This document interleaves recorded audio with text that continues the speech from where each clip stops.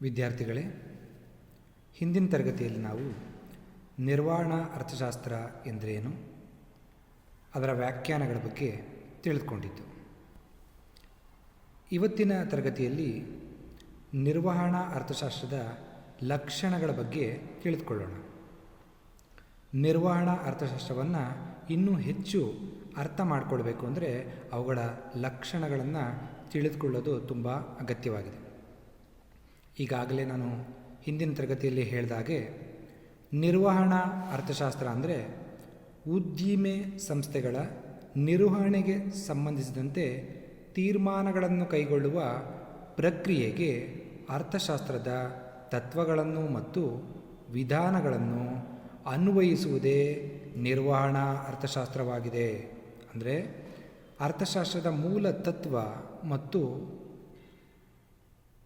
ವಿಧಾನಗಳನ್ನು ಒಂದು ಉದ್ದಿಮೆ ಸಂಸ್ಥೆಯ ನಿರ್ವಹಣೆಗೆ ಸಂಬಂಧಿಸಿದಂತೆ ಅದರ ಸಮಸ್ಯೆಗಳನ್ನು ನಿವಾರಣೆಗೆ ಮಾಡಬೇಕಾದ್ರೆ ನಾವು ಬಳಸ್ಕೊಳ್ಳೋದೆ, ಅನ್ವಯಿಸ್ಕೊಳ್ಳೋದೆ ನಿರ್ವಹಣಾ ಅರ್ಥಶಾಸ್ತ್ರ ಅಂತ ಹೇಳ್ತೀವಿ.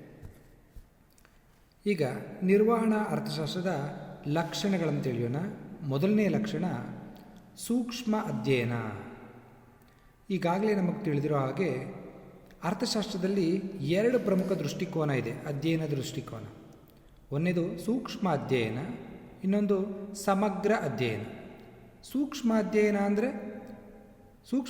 ಅಂದರೆ ಒಬ್ಬ ಅನುಭೋಗಿಯ ಉಳಿತಾಯ, ಒಂದು ಉದ್ದಿಮೆ ಘಟಕದ ಉತ್ಪಾದನೆ, ಬೆಲೆ, ಈ ಸಮಸ್ಯೆಗಳು. ಅಂದರೆ ಇಡೀ ಅರಣ್ಯದಲ್ಲಿನ ಒಂದು ಮರವನ್ನು ಮಾತ್ರ ಅಧ್ಯಯನ ಮಾಡೋದು ಸೂಕ್ಷ್ಮ ಅಧ್ಯಯನವಾದರೆ, ಸಮಗ್ರ ಅಧ್ಯಯನ ಅಂದರೆ ಇಡೀ ಸರಾಸರಿ ಅಂಶಗಳನ್ನು ಅಧ್ಯಯಿಸೋದು. ಅಂದರೆ ರಾಷ್ಟ್ರೀಯ ಆದಾಯ, ರಾಷ್ಟ್ರದ ಉಳಿತಾಯ, ರಾಷ್ಟ್ರದ ಹೂಡಿಕೆ, ಹೀಗೆ ಅಧ್ಯಯನ ದೃಷ್ಟಿಕೋನ ಬದಲಾಗುತ್ತೆ. ಸೊ ನಮ್ಮ ನಿರ್ವಹಣಾ ಅರ್ಥಶಾಸ್ತ್ರದ ಲಕ್ಷಣ ಏನಪ್ಪ ಅಂದರೆ ಅದು ಸೂಕ್ಷ್ಮ ಅಧ್ಯಯನ ದೃಷ್ಟಿಕೋನವನ್ನು ಹೆಚ್ಚು ಅಳವಡಿಸಿಕೊಂಡಿದೆ. ಕೇವಲ ಒಂದು ಉದ್ಯಮ ಘಟಕದ ಸಮಸ್ಯೆಗಳನ್ನು, ಒಂದು ಉದ್ಯಮ ಘಟಕದ ಸಮಸ್ಯೆಗಳನ್ನ ಪರಿಹಾರಕ್ಕೆ ಬೇಕಾದಂತಹ ಒಂದು ಸಲಕರಣೆಗಳನ್ನು ಹೇಗೆ ಅನ್ವಯಿಸ್ಕೊಳ್ಳೋದು ಅನ್ನೋದನ್ನ ಮಾತ್ರ ಅಧ್ಯಯಿಸ್ತೀವಿ. ಇಲ್ಲಿ ಪ್ರಮುಖ ಪರಿಕಲ್ಪನೆಗಳಾದ ಬೇಡಿಕೆಯ ಸ್ಥಿತಿಸ್ಥಾಪಕತ್ವ ಆಗಿರ್ಬೋದು, ಸೀಮಾಂತ ವೆಚ್ಚ ಆಗಿರ್ಬೋದು, ಮಾರುಕಟ್ಟೆ ರಚನೆ ಆಗಿರ್ಬೋದು, ಬೆಲೆ ತಾರತಮ್ಯ ಮುಂತಾದವುಗಳನ್ನು ವೈಯಕ್ತಿಕ ಘಟಕಗಳಿಗೆ ನಾವು ಅನ್ವಯಿಸಿಕೊಂಡು ನಾವು ಇಲ್ಲಿ ಅಧ್ಯಯನವನ್ನು ಮಾಡ್ತೀವಿ. ಆದ್ದರಿಂದ ಇದನ್ನು ಸೂಕ್ಷ್ಮ ಅಧ್ಯಯನ ಅಂತ ಕರೀಬೋದು. ಎರಡನೇದು ಉದ್ಯಮ ಕ್ಷೇತ್ರದ ಅಧ್ಯಯನ. ಈಗಾಗಲೇ ನಾನು ಹೇಳಿರೋ ಹಾಗೆ ನಿರ್ವಹಣಾ ಅರ್ಥಶಾಸ್ತ್ರ ಅಂದರೆ ಒಂದು ಉದ್ಯಮ ಸಂಸ್ಥೆಯ ನಿರ್ವಹಣೆಗೆ ಸಂಬಂಧಿಸಿದಂತೆ, ಅವುಗಳ ಸಮಸ್ಯೆಗಳ ಪರಿಹಾರಕ್ಕೆ ಸಂಬಂಧಿಸಿದಂತೆ ಅದನ್ನು ಯಶಸ್ವಿಯಾಗಿ ನಿರ್ವಹಣೆ ಮಾಡಬೇಕಾದ್ರೆ ಅರ್ಥಶಾಸ್ತ್ರದ ತತ್ವಜ್ಞ ಮತ್ತು ಜ್ಞಾನವನ್ನು ಅನ್ವಯಿಸಿಕೊಳ್ಳೋದು ಅಂತ. ಅದರಿಂದಾಗಿ ಇದನ್ನೇನಂತ ಕರೀಬೋದು, ಒಂದು ಉದ್ಯಮ ಕ್ಷೇತ್ರದ ಅಧ್ಯಯನ ಅಂತ ನಾವು ಹೇಳ್ಬೋದು. ಮತ್ತು ಮೂರನೇದು ಇದು ಪ್ರಾಯೋಗಿಕವಾದಂತಹ ಶಾಸ್ತ್ರ. ಅಂದರೆ ನೋಡಿ, ಈಗ ಮೂಲ ಅರ್ಥಶಾಸ್ತ್ರದಲ್ಲಿ ಅದು ಕೇವಲ ಸೈದ್ಧಾಂತಿಕ ಚರ್ಚೆ ಮಾಡ್ತೀವಿ. ಇಳಿಮುಖ ಸೀಮಾಂತ ತುಷ್ಟಿಗುಣ ನಿಯಮ, ಒಬ್ಬ ವ್ಯಕ್ತಿ ಒಂದು ವಸ್ತುವಿನ ವಿವಿಧ ಘಟಕಗಳನ್ನು ಒಂದಾದ ಮೇಲೊಂದರಂತೆ ಸೇವಿಸ್ತಾ ಹೋದರೆ ಅದರಿಂದ ಸಿಗುವಂಥ ಹೆಚ್ಚುವರಿ ತುಷ್ಟಿಗುಣ ಇಳಿಮುಖವಾಗುತ್ತೆ. ಉತ್ಪಾದನೆ ಹೆಚ್ಚಳ ಆಗ್ತಾ ಇದ್ದಾಗೆ ಏನಾಗುತ್ತೆ, ಆಂತರಿಕ ಮಿತವ್ಯಯ, ಬಾಹ್ಯ ಮಿತವ್ಯಯಗಳು ದೊರೆಯುತ್ತೆ ಉತ್ಪಾದಕನಿಗೆ. ಹೀಗೆ ಹಲವು ಸೈದ್ಧಾಂತಿಕ ಚರ್ಚೆಗಳು ಮೂಲ ಅರ್ಥಶಾಸ್ತ್ರದಲ್ಲಿ ಇರುತ್ತೆ. ಆದರೆ ಅವುಗಳಿಂದ ಯಾವುದೇ ಪ್ರಯೋಜನಗಳನ್ನು ಬೇರೆ ಏನಕ್ಕೂ ಅನ್ವಯಿಸಿಕೊಂಡು ನಾವು ಫಲಿತಾಂಶಗಳನ್ನು ನೀಡಲ್ಲ ಅರ್ಥಶಾಸ್ತ್ರದಲ್ಲಿ. ಆದರೆ ಈ ನಿರ್ವಹಣಾ ಅರ್ಥಶಾಸ್ತ್ರದಲ್ಲಿ ಈ ಅರ್ಥಶಾಸ್ತ್ರದ ಮೂಲ ತತ್ವ ಮತ್ತು ಜ್ಞಾನವನ್ನು ಬಳಸಿಕೊಂಡು ಈ ಒಂದು ಕಾರ್ಖಾನೆಯ ಸಮಸ್ಯೆಗಳನ್ನು ಬಗೆಹರಿಸೋದಕ್ಕೆ ಪ್ರಯತ್ನ ಪಡ್ತಾರೆ. ಎಷ್ಟು ಉತ್ಪಾದನೆ ಮಾಡಬೇಕು, ಇದನ್ನು ಉತ್ಪಾದನಾ ಬಿಂಬಕವನ್ನು ಆ ಉದ್ಯಮಕ್ಕೆ ಒಂದು ಸಿದ್ಧಪಡಿಸಿಕೊಂಡು ತೀರ್ಮಾನ ತೆಗೆದುಕೊಳ್ಳೋಕ್ಕೆ ನೆರವಾಗುತ್ತೆ. ಯಾವ ಹಂತದಲ್ಲಿ ಉತ್ಪಾದನೆಯನ್ನು ನಿಲ್ಲಿಸಬೇಕು, ಯಾವಾಗ ಲಾಭ ಗರಿಷ್ಠವಾಗುತ್ತೆ, ಯಾವಾಗ ಬ್ರೇಕ್ ಇವನ್ ಪಾಯಿಂಟು ಆ ಉದ್ಯಮಕ್ಕೆ ಸಿಗುತ್ತೆ, ಇವೆಲ್ಲವನ್ನು ನಾವು ಗಣಿತಶಾಸ್ತ್ರ ಸಂಖ್ಯಾಶಾಸ್ತ್ರದ ಒಂದು ಟೂಲ್ಸ್ಗಳನ್ನ ಬಳಸ್ಕೊಂಡು ಕಂಡುಹಿಡಿಯೋದ್ರಿಂದ ಇದು ಪ್ರಾಯೋಗಿಕವಾದದ್ದು, ಫಲಿತಾಂಶಗಳ ಆಧಾರಿತವಾಗಿದ್ದು ಅಂತ ಹೇಳ್ಬೋದು. ಸೊ ಮತ್ತೊಂದು ಲಕ್ಷಣ, ಇದು ಅರ್ಥಶಾಸ್ತ್ರದ ಒಂದು ವಿಶೇಷ ಶಾಖೆ. ಈಗಾಗಲೇ ಹೇಳಿದಾಗೆ ಅರ್ಥಶಾಸ್ತ್ರದಲ್ಲಿ ಬಹಳಷ್ಟು ಶಾಖೆಗಳಿದೆ. ಅದರಲ್ಲಿ ಒಂದು ನಿರ್ವಹಣಾ ಅರ್ಥಶಾಸ್ತ್ರ, ಉಳಿದವು ನಾನು ಈಗಾಗಲೇ ಹೇಳಿದಾಗೆ ಅಂತಾರಾಷ್ಟ್ರೀಯ ಅರ್ಥಶಾಸ್ತ್ರ ಇರ್ಬೋದು, ಸೂಕ್ಷ್ಮ ಅರ್ಥಶಾಸ್ತ್ರ ಇರ್ಬೋದು, ಸಾರ್ವಜನಿಕ ಅರ್ಥಶಾಸ್ತ್ರ ಇರ್ಬೋದು. ಹೀಗೆ ಇದು ನಿರ್ವಹಣಾ ಅರ್ಥಶಾಸ್ತ್ರದಲ್ಲಿ ಇದು ಅರ್ಥಶಾಸ್ತ್ರದ ಒಂದು ಶಾಖೆ ಆಗಿದ್ದರೂ ಇದರಲ್ಲಿ ಏನಿದೆ, ಇದರಲ್ಲಿ ಪರಿಶುದ್ಧ ತಾತ್ವಿಕ ಅರ್ಥಶಾಸ್ತ್ರ, ಮೂಲ ಅರ್ಥಶಾಸ್ತ್ರ ಮತ್ತು ಅನ್ವಯಿಕ ಅರ್ಥಶಾಸ್ತ್ರ, ಅಪ್ಲೈಡ್ ಎಕನಾಮಿಕ್ಸ್, ಇವೆರಡರ ಒಂದು ಮಿಶ್ರಣವನ್ನು ಏರ್ಪಡಿಸುವ ಒಂದು ಶಾಸ್ತ್ರ ಅಂತ ಹೇಳ್ಬೋದು. ಅಂದರೆ ತತ್ವ, ಈ ಅರ್ಥಶಾಸ್ತ್ರದ ಒಂದು ತತ್ವ, ಇದನ್ನು ಬಳಸ್ಕೊಂಡು ನಾವು ಆಚರಣೆಯನ್ನು, ಅನ್ವಯಿಕೆಯನ್ನು ನಾವು ಮಾಡಿಕೊಳ್ತಾ ಇರೋದ್ರಿಂದ ಇವೆರಡರ ಸಮ್ಮಿಶ್ರಣವನ್ನೇ ನಿರ್ವಹಣಾ ಅರ್ಥಶಾಸ್ತ್ರ ಅಂತ ಕರಿಬೋದು. ಮತ್ತೊಂದು ನಿರ್ವಹಣಾ ಅರ್ಥಶಾಸ್ತ್ರದ ಲಕ್ಷಣ ಅಂದರೆ ಇದು ಪರಿಹಾರಾತ್ಮಕ ಶಾಸ್ತ್ರವಾಗಿದೆ ಅಥವಾ ಪ್ರಮಾಣಕ ಶಾಸ್ತ್ರವಾಗಿದೆ. ಪರಿಹಾರಕ ಅಂದರೆ ಆ ಹೆಸರೇ ಹೇಳುವಂತೆ ಇದು ಕೇವಲ ಅಮೂರ್ತ ವಿಚಾರಗಳನ್ನು ಚಿಂತನೆಗೆ ಮೀಸಲಾಗಿಲ್ಲ, ಇದು ಪರಿಹಾರಗಳನ್ನು ನೀಡುತ್ತೆ. ಎಂತಹ ನಿರ್ಣಯಗಳನ್ನು ಯಾವ ಸನ್ನಿವೇಶದಲ್ಲಿ ತಗೋಬೇಕು, ಈಗಾಗಲೇ ಮೂಲಭೂತ ಆರ್ಥಿಕ ಸಮಸ್ಯೆಗಳ ಬಗ್ಗೆ ಹೇಳ್ತಾ ಇದ್ದೆ. ಎಷ್ಟು ಉತ್ಪಾದನೆ ಮಾಡಬೇಕು, ಹೇಗೆ ಉತ್ಪಾದನೆ ಮಾಡಬೇಕು, ಹಲವು ಉತ್ಪಾದನಾಂಗ ಇದ್ದಾಗ ಯಾರಿಗಾಗಿ ಉತ್ಪಾದನೆ ಮಾಡಬೇಕು, ಹೀಗೆ ತೀರ್ಮಾನಗಳನ್ನು ತೆಗೆದುಕೊಳ್ಳೋದಕ್ಕೆ ಪರಿಹಾರವನ್ನು ನೀಡುತ್ತೆ.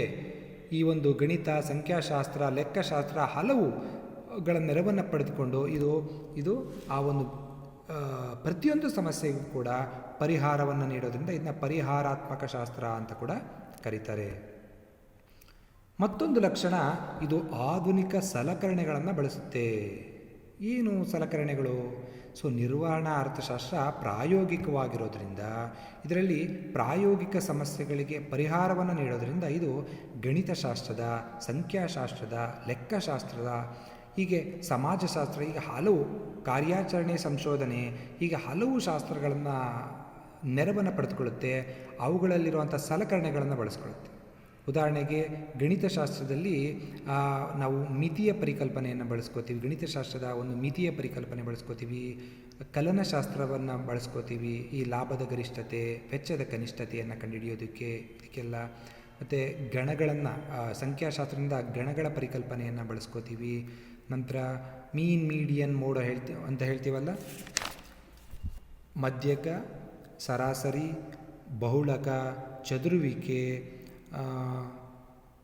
ಸ್ಟ್ಯಾಂಡರ್ಡ್ ಡಿವಿಯೇಷನ್ ಆಗ್ಬೋದು, ಮೀನ್ ಡಿವಿಯೇಷನ್ ಆಗ್ಬೋದು, ಹೀಗೆ ಹಲವು ಪರಿಕಲ್ಪನೆ ಸಲಕರಣೆಗಳನ್ನು ನಾವು ಬಳಸ್ಕೊಂಡು ನಾವು ಸಮಸ್ಯೆಗಳಿಗೆ ತೀರ್ಮಾನವನ್ನು ತೆಗೆದುಕೊಳ್ತೀವಿ. ಮತ್ತೊಂದು ಲಕ್ಷಣ, ಇದು ಆರ್ಥಿಕೇತರ ಅಂಶಗಳನ್ನು ಪರಿಗಣಿಸುತ್ತೆ. ನಮಗೀಗಾಗಲೇ ಗೊತ್ತಿದೆ, ಹಲವು ಸರಿ ನಾವು ಯಶಸ್ವಿಯಾಗಿ ಉದ್ಯಮಗಳನ್ನು ನಡೆಸಬೇಕು ಅಂತಂದರೆ ಕೇವಲ ಆರ್ಥಿಕ ಅಂಶಗಳನ್ನು ಮಾತ್ರ ಪರಿಗಣಿಸಿದರೆ ಸಾಲದು, ಆರ್ಥಿಕೇತರ ಅಂಶಗಳನ್ನು ಪರಿಗಣಿಸಬೇಕು. ಉದಾಹರಣೆಗೆ ಮಾನವನ ವರ್ತನೆಗಳು, ಪರಿಸರ, ತಾಂತ್ರಿಕ ವಿಚಾರಗಳು, ರಾಜಕೀಯ, ಸಾಮಾಜಿಕ ಒತ್ತಡಗಳನ್ನು ಕೂಡ ನಾವು ಪರಿಶೀಲಿಸಿ ಆ ನಂತರ ತೀರ್ಮಾನ ತೆಗೆದುಕೊಳ್ಬೇಕು. ಈಗ ನೋಡಿ, ಈಗ ಕೊರೋನಾಯಿಂದಾಗಿ ಕಡಿಮೆ ಬಡ್ಡಿ ದರದಲ್ಲಿ ಸಾಲ ಸಿಗ್ತಾ ಇದೆ. ಹಾಗಂತ ಕಡಿಮೆ ಬಡ್ಡಿ ದರದಲ್ಲಿ ಸಾಲ ಸಿಗ್ತಾ ಇದೆ ಅಂತೇಳಿ ಸಾಲದ ಬೇಡಿಕೆ ತುಂಬ ಹೆಚ್ಚಾಗಿದೆಯಾ? ಇಲ್ಲ. ಯಾಕಂದರೆ ಅವ್ರಿಗೆ ಗೊತ್ತಿದೆ, ಈ ಸಮಯದಲ್ಲಿ ಮಾನವನ ಖರ್ಚು ಮಾಡುವಂಥ ವರ್ತನೆನ ತಿಳ್ಕೊಂಡಿರ್ತಾರೆ. ಜನ ಈಗ ಹೆಚ್ಚು ಖರ್ಚನ್ನು ಮಾಡೋಕ್ಕೆ ಬಯಸೋದಿಲ್ಲ, ನಾನು ಸಾಲವನ್ನು ಮಾಡಿ ಉತ್ಪಾದನೆ ಮಾಡಿದ್ರೆ ಇದು ಅಷ್ಟು ಮಾರಾಟ ಆಗೋದಿಲ್ಲ, ಸೊ ಇದು ಹೊಸ ಉತ್ಪಾದನೆಗೆ ಸರಿಯಾದ ಸಮಯ ಅಲ್ಲ. ಮುಗ್ಗಟ್ಟಿನ ಸಮಯದಲ್ಲೂ ಕೂಡ ಉತ್ಪಾದಕರು ಹೀಗೆ ಯೋಚನೆ ಮಾಡ್ತಾರೆ. ಬಡ್ಡಿ ದರ ಕಡಿಮೆ ಇದ್ದರೂ ಕೂಡ ಬಂಡವಾಳದ ಸೀಮಾ ದಕ್ಷತೆಯನ್ನು ನೋಡಿ ತೀರ್ಮಾನ ತಗೊಳ್ಳಿ. ಇನ್ನು ಹಲವು ಸರಿ ಯಾವುದೋ ಒಂದು ಉತ್ಪಾದನಾ ಘಟಕ ಪ್ರಾರಂಭ ಮಾಡಬೇಕು ಅಂತಂದರೆ ಸೊ ಅಲ್ಲಿನ ಸಾಮಾಜಿಕ ಒತ್ತಡ ಹೆಂಗಿದೆ, ರಾಜಕೀಯ ಅಂಶಗಳು ಹೆಂಗಿದೆ, ಸೊ ಇದನ್ನೆಲ್ಲ ನೋಡಿ ತೀರ್ಮಾನ ತೆಗೆದುಕೊಳ್ಬೇಕಾಗುತ್ತೆ. ಸೊ ಟಾಟಾ ಕಂಪನಿಯವರು ಪಶ್ಚಿಮ ಬಂಗಾಳದ ಸಿಂಗೂರಿನಲ್ಲಿ ಟಾಟಾದ ಒಂದು ನ್ಯಾನೋ ಘಟಕವನ್ನು ಪ್ರಾರಂಭ ಮಾಡಬೇಕು ಅಂತ ಪ್ರಯತ್ನ ಪಡ್ತಾರೆ. ರಾಜಕೀಯ ಒತ್ತಡ, ಸಾಮಾಜಿಕ ಒತ್ತಡದಿಂದ ಅಲ್ಲಿಂದ ಏನಾಗಬೇಕಾಗುತ್ತೆ, ವರ್ಗಾವಣೆ ಮಾಡಬೇಕಾಗಿ ಬರುತ್ತೆ. ಸೊ ಈಗ ಕೇವಲ ಲಾಭ ಆರ್ಥಿಕ ಅಂಶಗಳಷ್ಟೇ ಅಲ್ಲ, ಆರ್ಥಿಕೇತರ ಅಂಶಗಳನ್ನು ಕೂಡ ಪರಿಗಣಿಸಬೇಕಾಗುತ್ತೆ. ಸೊ ಇದು ಕೂಡ ನಿರ್ವಹಣಾ ಅರ್ಥಶಾಸ್ತ್ರದಲ್ಲಿ ಪರಿಗಣಿಸಲ್ಪಡುತ್ತೆ.